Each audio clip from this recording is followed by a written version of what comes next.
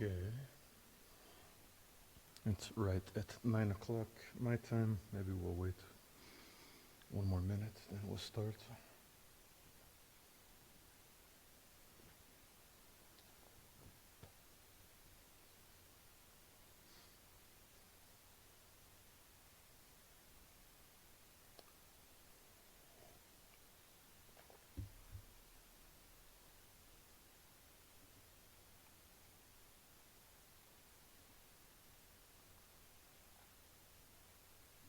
Good morning, Brian. Thank you. Good morning. Yes, you too. Thanks for joining. Yeah. Yeah, today I think we'll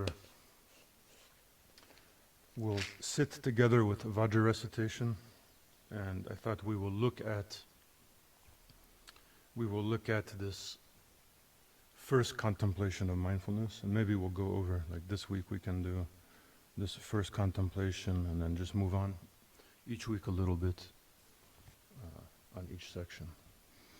And I pulled up, I'll read from this sutra where this is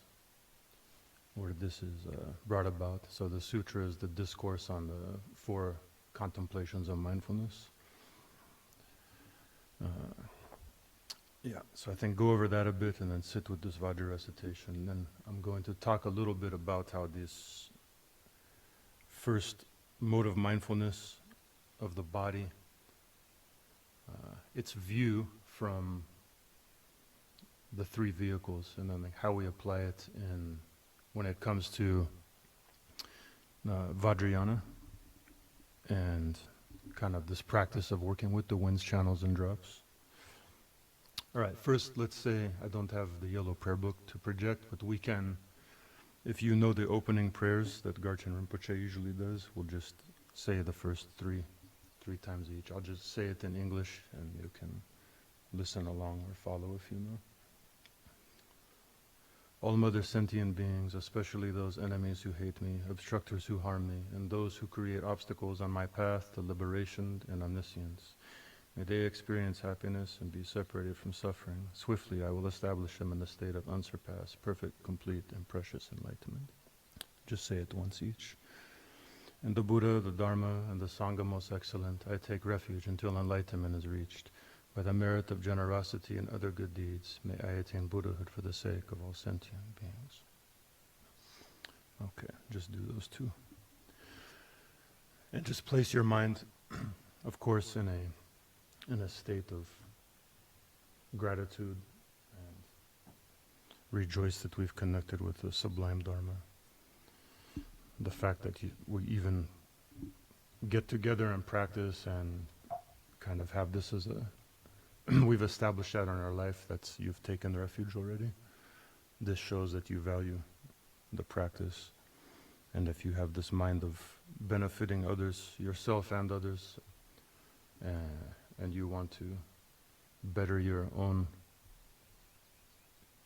inner dimension, your own circle of family and friends, others, and spread that out, and you wish them peace, love, compassion, inner joy, balancing of the outer environment, and ultimately that they connect with awakening, then this is bodhicitta on the aspiration level.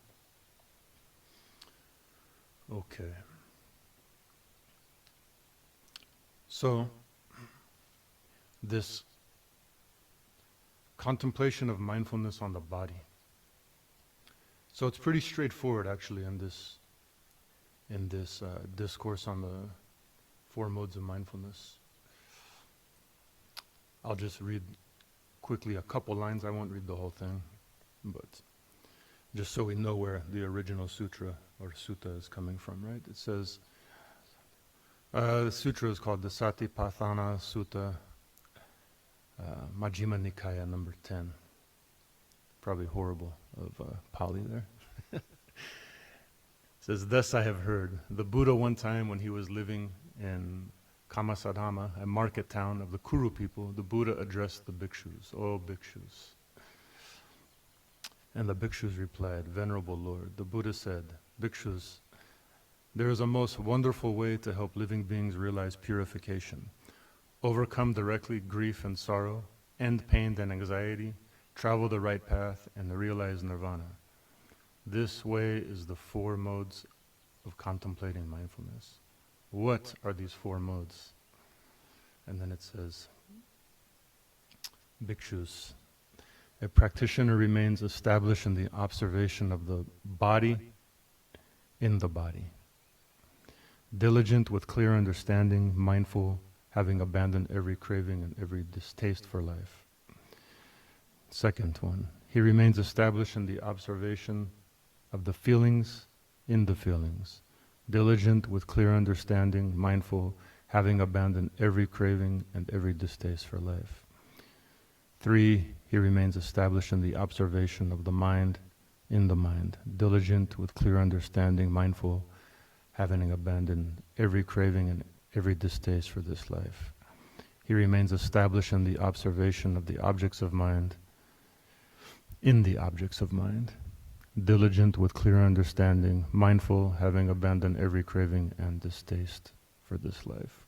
So this is coming from, of course, personal vows of personal liberation view, and from the practice of having renounced from this, first vehicle, first turning of the wheel of Dharma, and from a state of the ordained Sangha, right?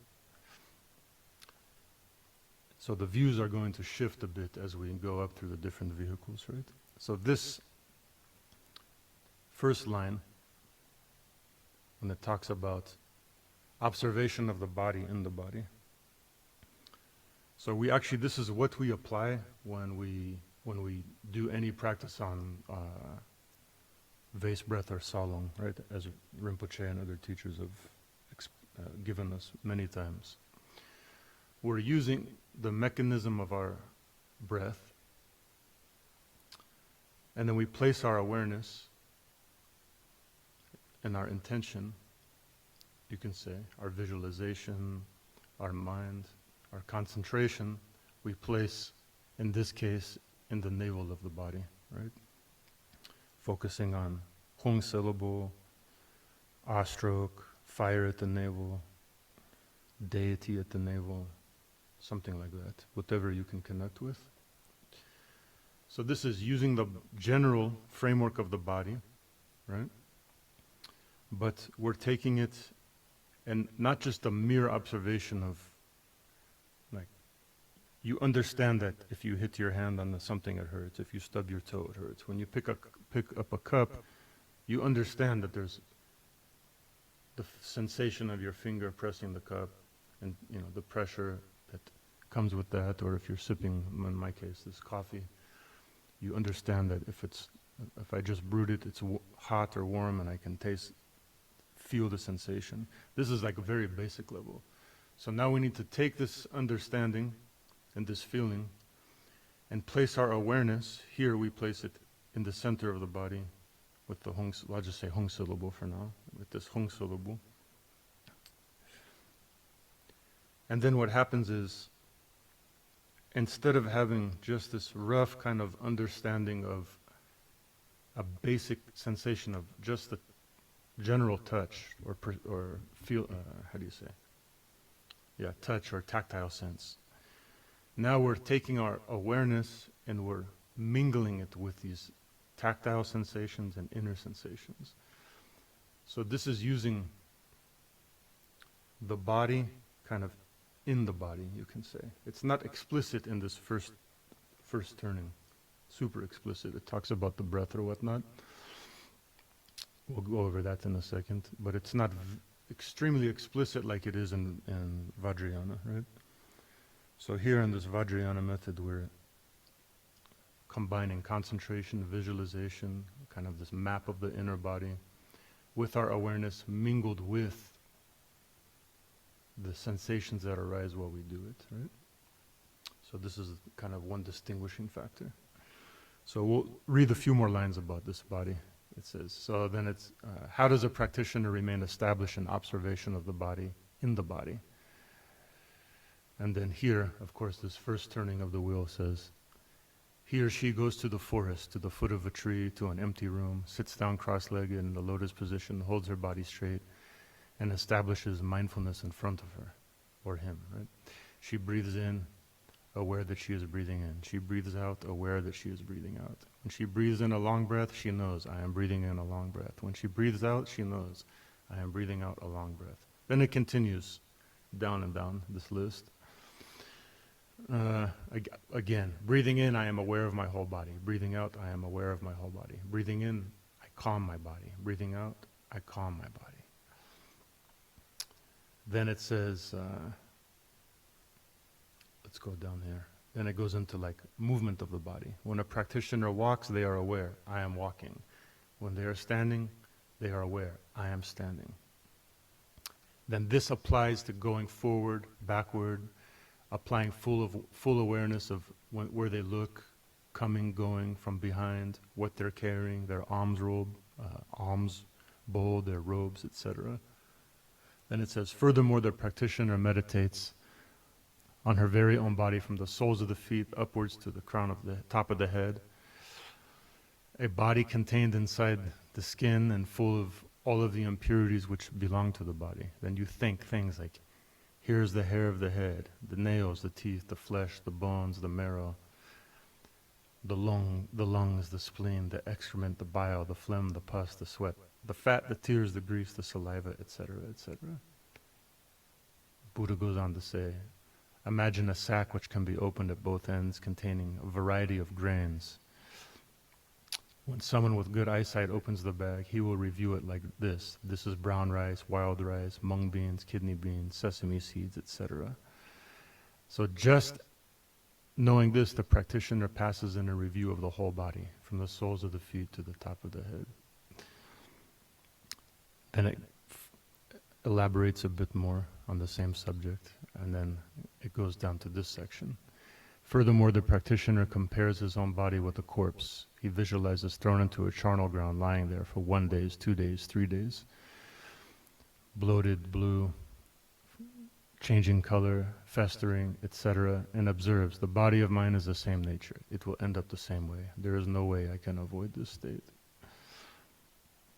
Furthermore, a practitioner compare his body with a corpse, right? Compare his body through all of these sections and stages of decomposition, and then you remain in this establishment of understanding that the body itself is impermanent, is made up of all of these different kind of pieces, the aggregates of the body itself, like your inner organs, your outer sense gates, the coming and going of these things and how they become extinguished at some point. So this view of the body and how it's talking about is coming from this basic level of, or you should say the base level, not, basic is not the right word. It's this base level of understanding the impermanence and suffering of the body, and that we're made up of all of these various components. And when you become mindful of the movement, like your own movement, right? Coming, going, sitting, sleeping, eating, tasting, touching, breathing, this sort of establishes a baseline of like relaxation. And with that reflection, you lessen your attachment to the physical body. So this is the base level of looking at impermanence, suffering, and change and transition of the body itself. Then from the Mahayana view, we take this base level of understanding and we apply it to all beings, right? We understand that everybody is going to go to the same transition. Everybody has the same phases of comfort, relaxation, pain,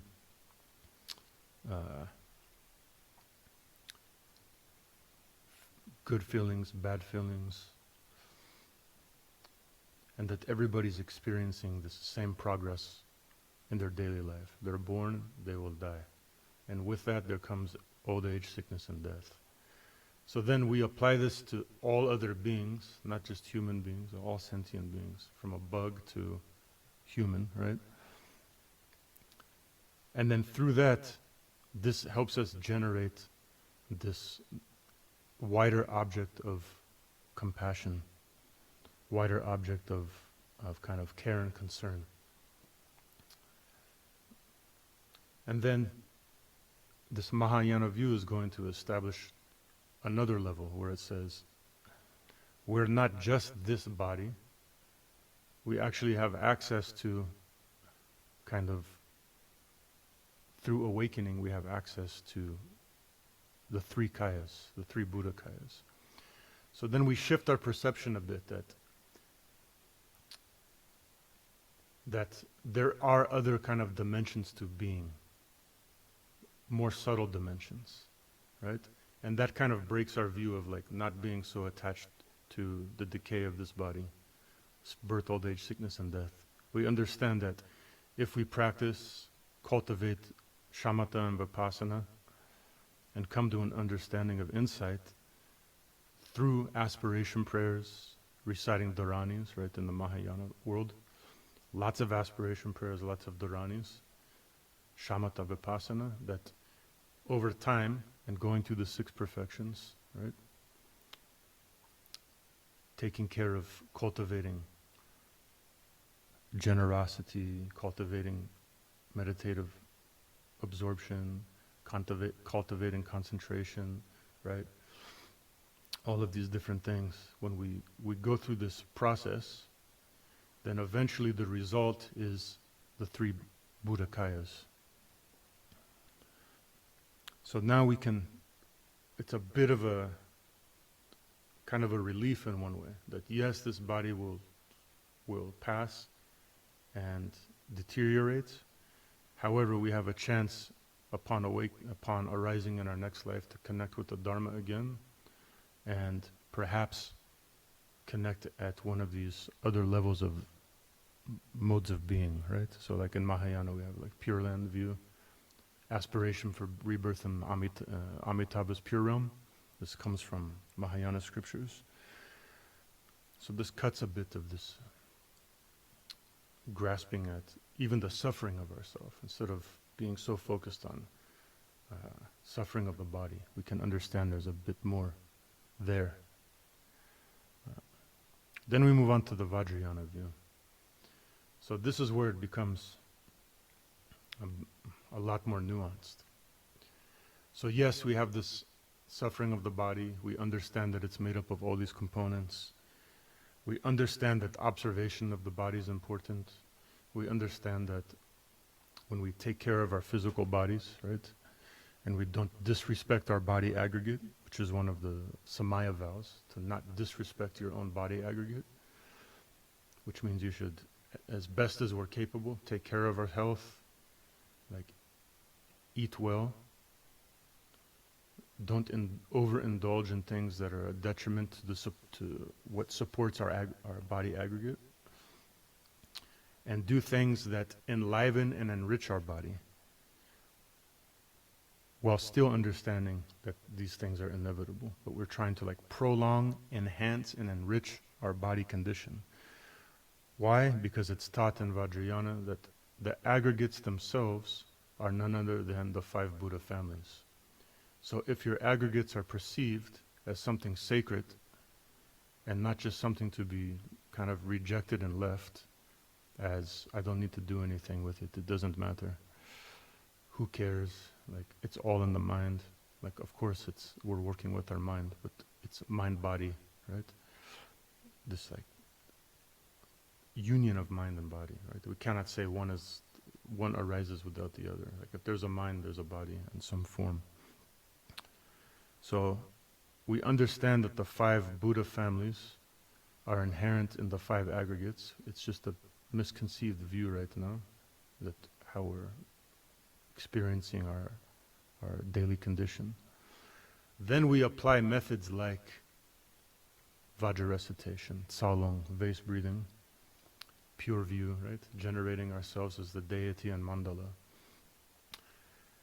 And then when we combine the breath with focus, let's say, on the Hung at the navel, the flame at the navel,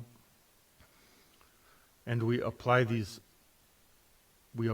awareness, we understand, it's all at the same time, This body is impermanent. It will go through birth, old age, sickness, and death. However, at the same time, it's this medium. It's this gateway between being unrealized or being realized. And the body is a major support for that. Why? Because not only are the five aggregates the five Buddha families, which means the five poisons that arise within the aggregates when they're seen as what their true condition, when we see through that play and understand the kind of dynamic energy behind it, then these are liberated into the five wisdoms. But also the five elements, outer and inner, are seen as the five mother Buddhas or the five dakinis.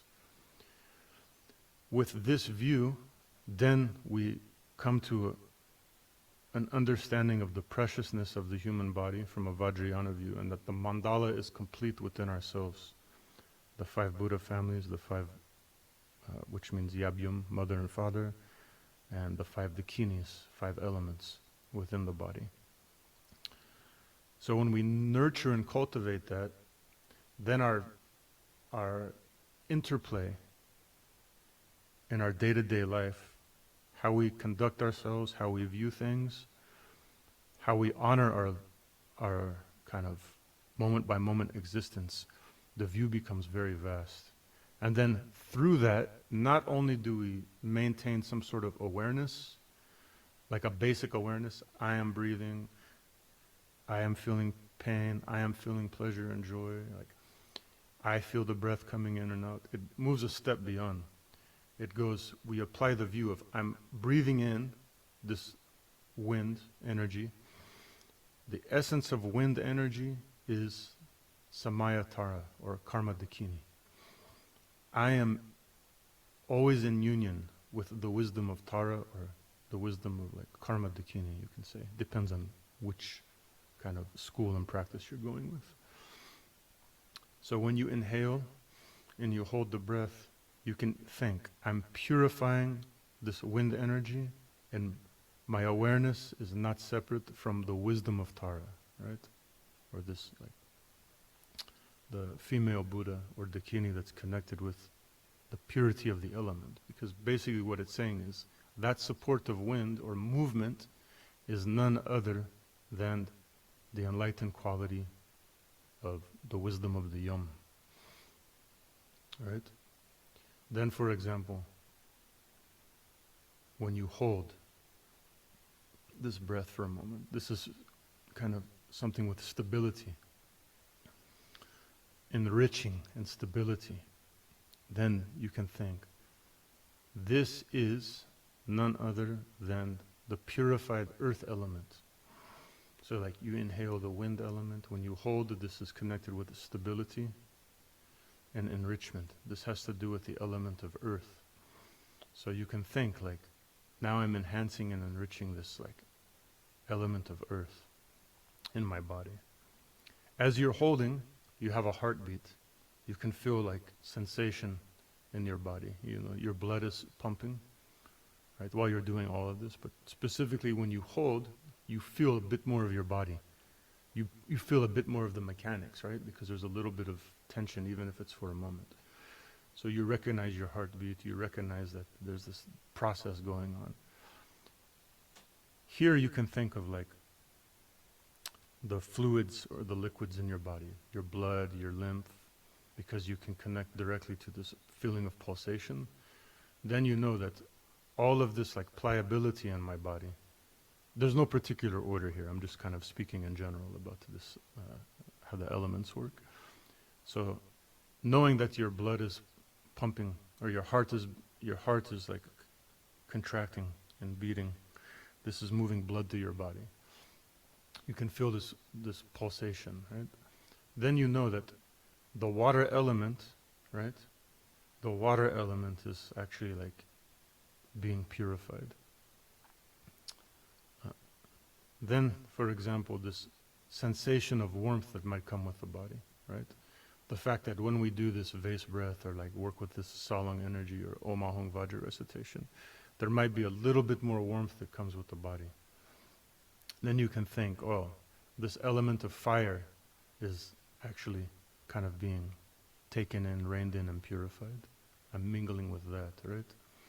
And then when you breathe out, kind of emptying your breath goes out and it mixes with this outer environment. Then you can think, when you empty this empty aspect of all things being released and dissipating, this is like the space element, right?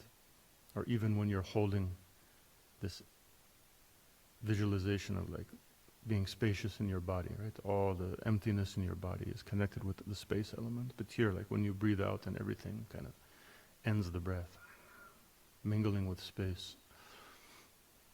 So in this way, through Vajra recitation, right, working with the winds, each of these steps is a chance to contemplate that these elements are complete within our own body.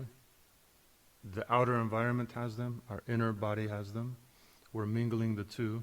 And then when you recall that the essence of those elements are none other than the five mothers and the five aggregates itself, like my body, right?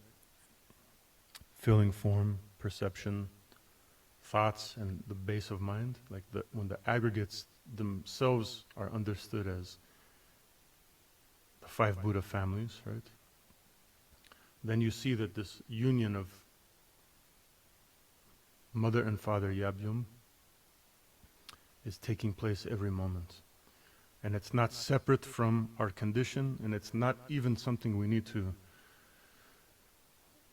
it's not a fabrication that we need to like generate all the time through immense visualization. If you understand kind of this aspect of this play of outer and inner dynamics, then we come to see how the mandala is complete within our own awareness, right? And this is how the Vajrayana will take this application of mindfulness of the body. So one way is to understand just generally movement, the breath coming and going, sitting, the decay of the body, how things will pass away and die through birth, old age, sickness, and death. This is to relinquish some attachment. Then the Mahayana view, we expand that a bit. It's not just this body, we also have access to other dimensions through, for example, like rebirth prayer of Dewa Chen, right?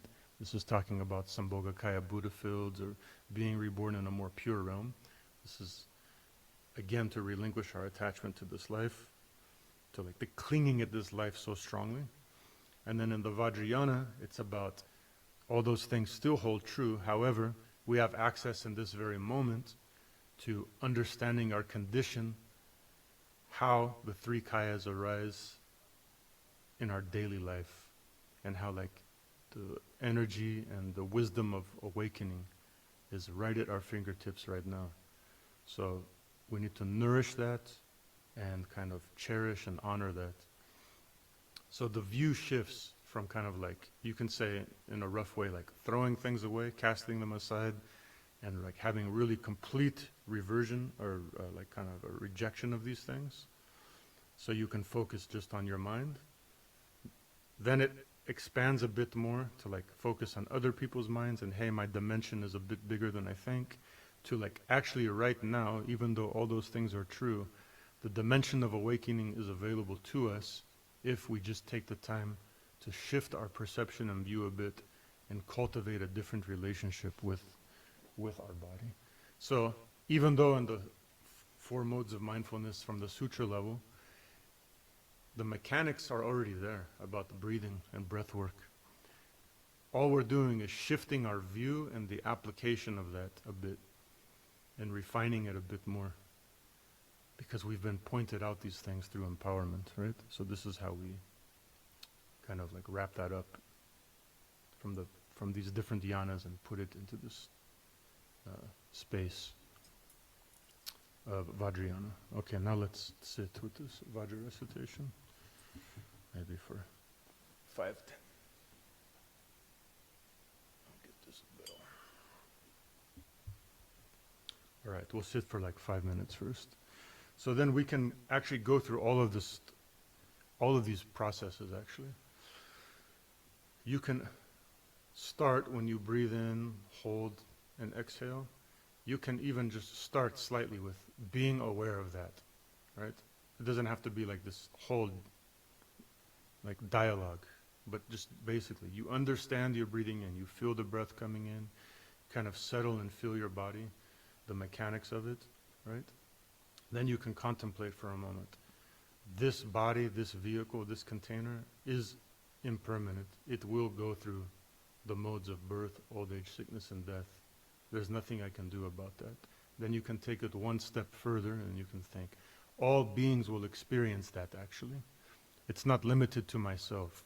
Because all beings experience that, I can generate a bit of compassion for other beings' condition, because we're all in the same boat in that sense. Then you can apply the view of, even if this body rots and dies, which it will inevitably, there's still access to other modes of being and existence. I can make imprints now to connect with those modes of existence through understanding like the three kayas of awakening, three kayas of the Buddha. There are things called pure realms, which are basically refined, purified body forms. Basically you're refining your perception to the body and understanding. So when we take rebirth, we have access to a place that we've already accepted can exist, and we're not being magnetized back to only this like dimensional existence, right? Then on top of that, you switch to this view of, through empowerment, I've been pointed out already that the aggregates are the five Buddha families, the elements are the five mothers. This union of the five mothers and fathers exists right now in my own condition. And I just need to recognize that. How do I recognize that? I recognize it through understanding that the outer and inner elements have never been separated.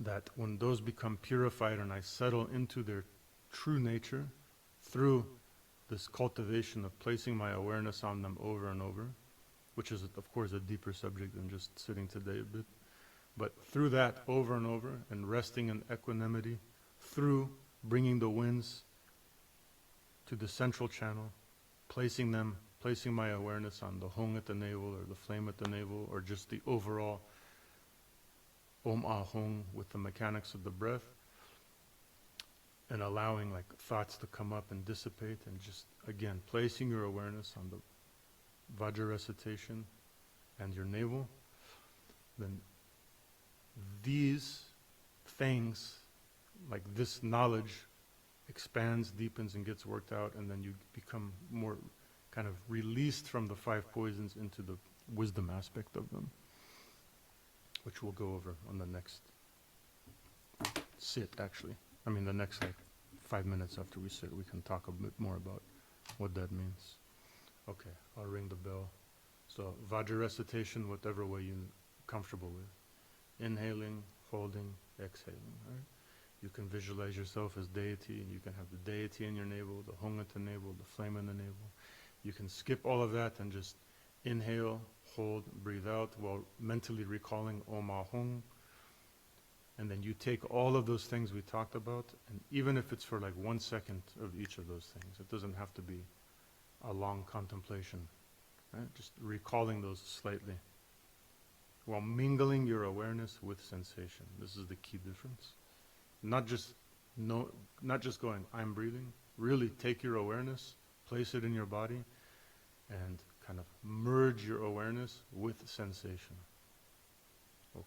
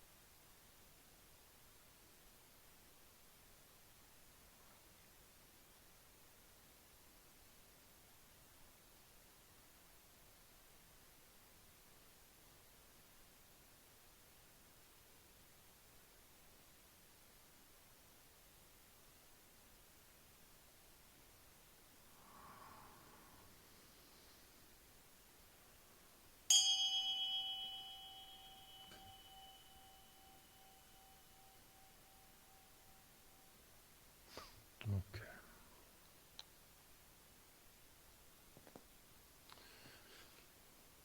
All right. So there can be a lot going on, actually. There's like so many things to contemplate and think about. There's so many avenues and areas that get mixed in when it comes to view and application in Vajrayana. So I probably won't do a good job, but let me try to explain one aspect about what it means that the aggregates are the Buddha families and how that applies to like the purification of the body in Vajrayana and why we do these things. So we have the five aggregates, right? We have form, feeling, perception, mental factors, and consciousness, or mind. So, when it says the five aggregates are pointed out as the five Buddha families, like, what does it mean actually? Or like, how do we even work with that? So form, right, and we are the five aggregates compiled in our experience, right? You have form, like this whole thing is your form, your body form. You have feelings. I like, I don't like. That's, in general, it means that. Like or don't like, right? Acceptance, rejection. Good or bad. You have sensation and perception. It means like all different objects, you can perceive the intricacies of different objects and understand their function to a general degree. You have various mental factors, so many different mental factors, right? Just think of these as thoughts, the entire thought process and all of the things that go along with it. It's another layer on top of perception, base perception, right? Then you have consciousness, what contains all of this, kind of the storehouse, mind itself. All of these things are complete within your existence, embodied as a human, right now. Form is pointed out as being Vajrayana. It says, oh, form is Buddha Vajrayana. Right now, we just think of form as all these separate things. My body, this microphone, this cup, this keyboard in front of me, you on the screen, the computer. We're always boxing and separating form into different things. However, when it says like Buddha Vajrayana embodies all form. If we come to a state of understanding like the non-dual or beyond the four extremes where things collapse, our mind opens up and we understand for a moment that there is no distinction between outer and inner, that everything is connected in some way, there's no disconnect between any one form and the other, and that branches out all space and time.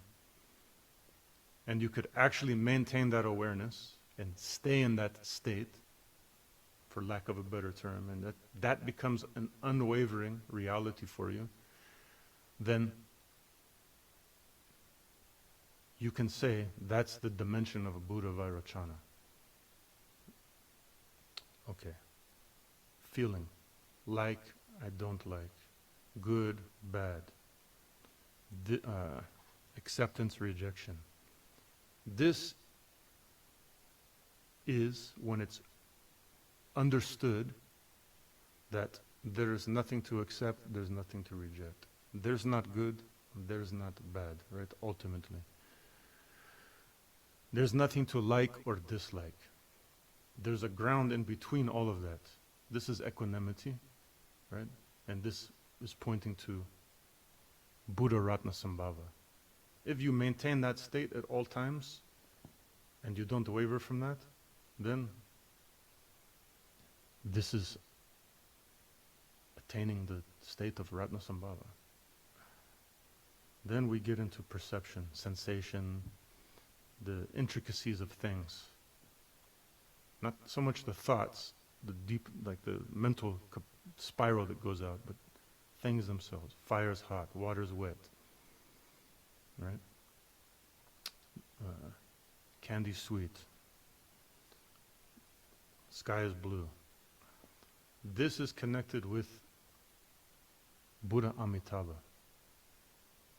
So when you understand the intricacies of all perceived objects, their function, what they do, like what it can lead to, you can say like a positive quality, what it could lead to from a negative quality. Discernment, right?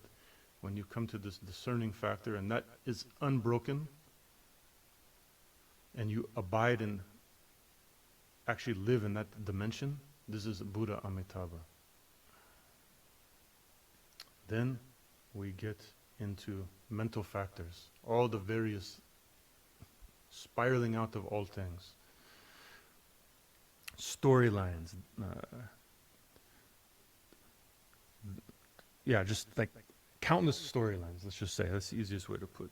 And all the mental factors that come with our daily life: sleepiness, drowsiness, happiness, sadness, devotion, joy, pain, like whatever, all of these things. This is connected with Amoga Siddhi, right? All accomplishing. It's like all possibilities, right? Normally it's like, I gotta do this, I gotta do that. I'm gonna go here, I'm gonna go there. This needs to happen, that needs to happen. The spiral happens. But when you sit back and remember that all these arisings, actually, it's like a dynamic play of energy that's constantly arising. We attach to it and we get pulled out. We're the fish that's on the hook, and we pull out this storyline forever. We're trying to escape and navigate, and like it just keeps going on and on. We get caught, we get pulled back, we get released, it's like an untangling web of all of these things. When you realize that all of this like are dynamic energy of movement that comes up, and it can be noticed and fall and like dissipate back to its own space and dimension, then like what is there to accomplish? Like everything's accomplished because like whatever comes up, you recognize it for what it is. You don't need to, there's no need to do anything. Things will just be done spontaneously. You'll understand the condition as it arises and know what to do. This is connected with Amoga Siddhi, all accomplishing wisdom, right? And then you have consciousness or mind, the base of mind itself. Open, space-like, unchanging, unfound, right? What are all the words they use? Uncuttable, undefeatable, without existence, not without existence, so on and so forth. This is Akshobhya. So the Buddha families exist not as I'm seeing Amitabha. Oh, I'm going to become Amoga Siddhi. I will see Vajrayana. This is training for us to connect with something. This is how the Buddha families exist within our aggregates. Then, how do the mothers exist, right? How does that exist? Why? Samaya Tara represents the purification of movement. Within this mandala of awareness, there's movement, right? So we're using like human terms, but like we have to connect somehow. You're not a static state. Clarity and emptiness, there's energy behind it, movement. Wind means moving. When you understand that the outer wind and your inner wind and all movement, when you see it for what it is, you mingle with it, and you understand that dynamic play, this is Samayatara, right? When you understand solidity, foundation, unwaveringness, when you understand that there's like something that can be relied upon, let's say, an unwavering reliance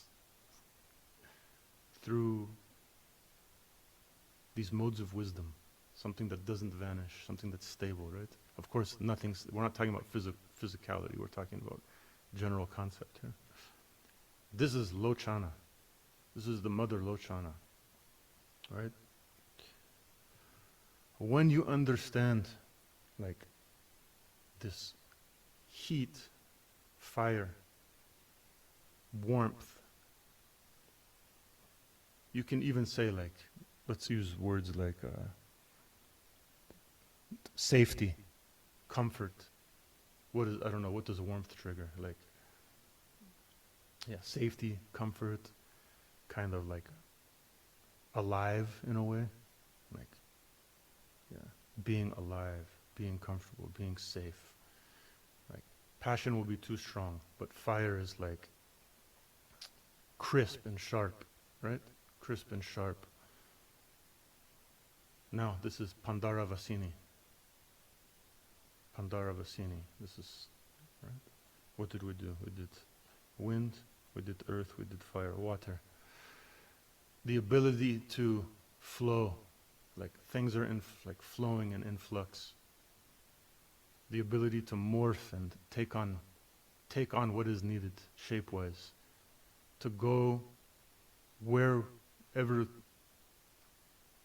is possible without being held back by concept and form.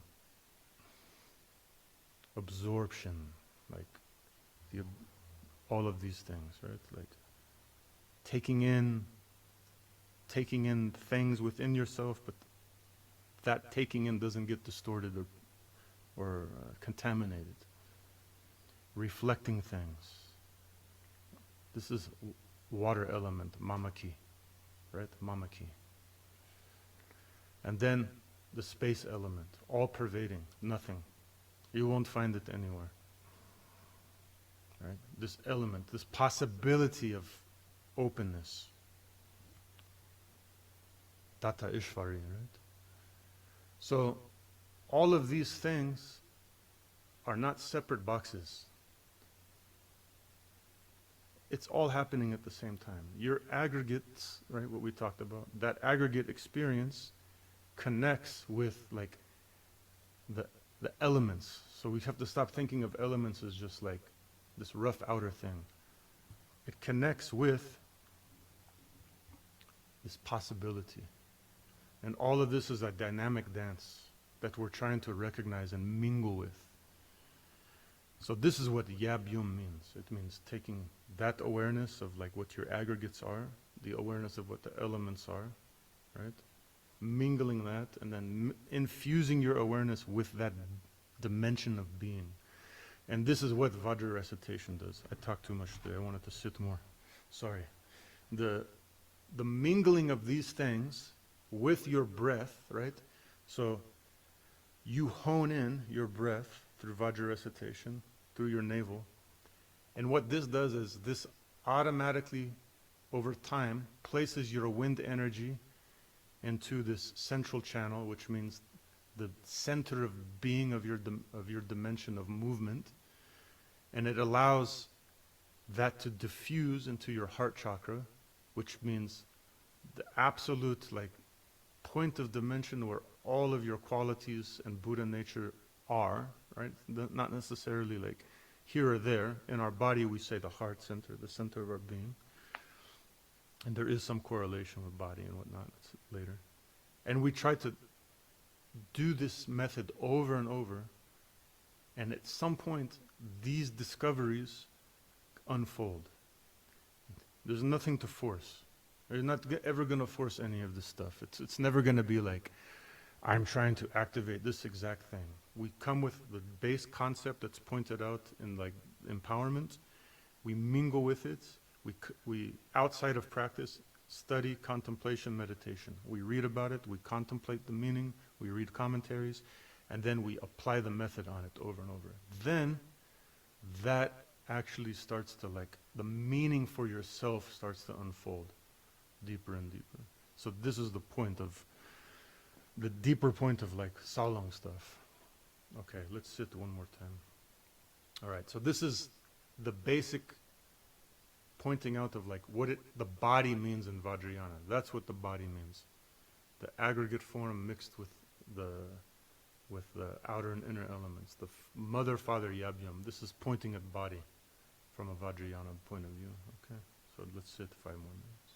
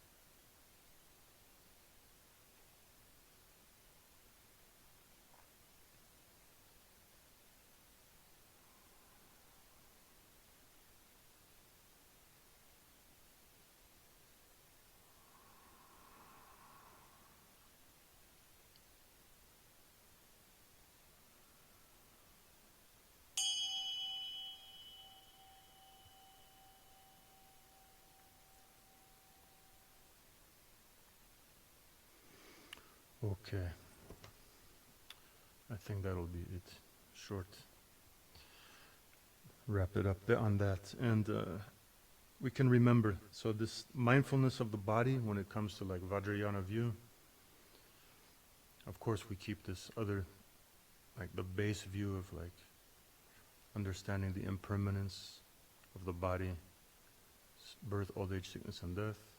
Then we understand and we apply that. Everybody experiences that. However, there are other modes of existence available to us when we expand our compassion and awareness of all space and time, and through the perfections, working through the 6 paramitas of shamatha vipassana. And then in Vajrayana we're pointed out that the mandala is actually our own embodiment. So we can touch on the body itself as being kind of profound, divine, and this amazing method to interconnect and discover the meaning of the 5 Buddha families and the 5 mothers. So in Vajrayana, for this particular practice, like, and to break it into the box of the body, we can start to work with understanding. Actually, the outer and inner elements is like the first place to start. You understand that outer elements and inner elements, there's not such a big separation, and that your form is dependent on the outer environment, and the inner environment of your form is dependent upon how we cultivate it. So we're supported by the outer environment, and then we cultivate our inner environment. We take the outer environment, for example, through food we eat, we extract the essence of the food. So we're even taking the rough outer form and breaking it down to its more subtle inner form. And then within that subtlety, there's a more subtlety. And within that subtlety, it gets deeper and deeper as far as this, how subtle these energies get. So we see it from a big, wide angle, and we go down more minute, more refined, more refined. And when we understand there's not so much like separation between those two, they're all playing together in this big dance. This is how we can work with like body in Vajrayana through the Vajra recitation. All right. Next time we'll go over we'll combine feeling and perception, or feeling and sensation of the next 2 mindfulnesses. And then that will bring up the 5 wisdoms actually. We can connect, because we didn't go over even how the 5 wisdoms arise in conjunction with the aggregates and like Buddha families and the mother Buddhas or Dakinis. So this can be the next thing. All right, I'll say Rinpoche's long life prayer and then dedicate this for his swift recovery and all beings' longevity. The one known in the Holy Land as Aryadeva emanated into the Gar clan of eastern Tibet as Chodingpa, the heart son of Jigten Gompo. May the life of the glorious Garchen remain steadfast for 100 aeons. In this age of strife, when the victor's teaching faces hardship, through his powerful Vajra-like conduct, he takes on himself the heavy responsibility of the unbiased teachings. May Garchen, the son of the teachings, live long. Okay. Thank you so much. Nice to sit with everybody. Yes, good to see. And then I'll upload this on YouTube, and then probably next Friday, same time, I'll go over the next section. Okay. Thank you, everybody.